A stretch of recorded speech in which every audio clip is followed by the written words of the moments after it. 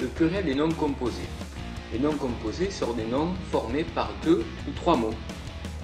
Exemple, un coffre-fort, des tailles-crayons, un arc-en-ciel. Dans les noms composés, le nom peut être associé à un autre nom, comme par exemple un requin-marteau, un adjectif, exemple le rouge-gorge, un verbe, exemple un abat-jour, un adverbe, exemple une arrière-saison, ou encore une préposition et un autre nom, comme dans l'exemple un pied de biche. Dans cette vidéo, tu vas voir comment mettre ces noms composés au pluriel.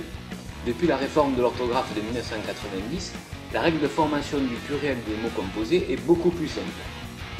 Lorsqu'un nom composé est au pluriel, tu dois mettre seulement le nom et l'adjectif au pluriel. Dans un nom composé au singulier, tous les éléments sont au singulier.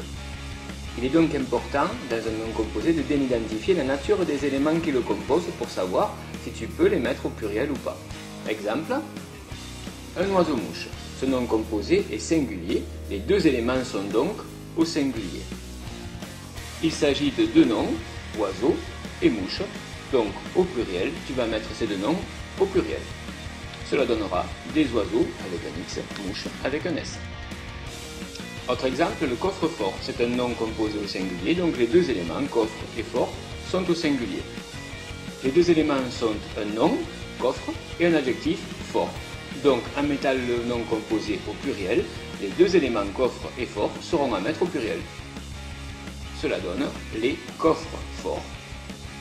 Coffre avec un S, fort avec un S. Dans ces deux exemples, tu devais mettre les deux éléments au pluriel car ces éléments étaient un nom ou un adjectif. Autre exemple, un tire-bouchon. Le nom composé est au singulier, les deux éléments sont donc au singulier. Ces éléments sont un verbe, tire, et un nom, bouchon. Au pluriel, cela va donner des tire-bouchons. Le seul élément qui prend un S, c'est bouchon puisque c'est le nom. Le verbe ne change pas. Tu vois que la règle est donc très simple. Dans un nom composé au singulier, tout est au singulier. Dans un nom composé au pluriel, seulement le nom et l'adjectif se mettent au pluriel. Quelquefois, cette règle simple peut donner des résultats un peu étranges, comme dans cet exemple.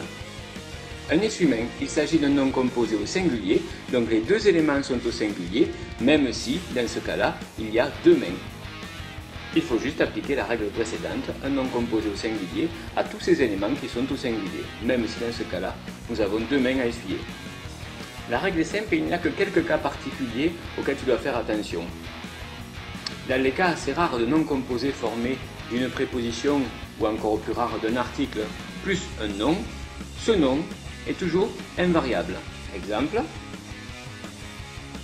des pommes de terre, le nom terre, qui suit la préposition de, reste invariable.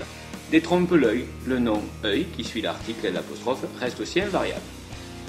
Dernier cas particulier encore au plus rare, dans les noms composés contenant un nom avec une majuscule, celui-ci reste invariable. Exemple, des prix Dieu, le nom Dieu a une majuscule, il est toujours invariable.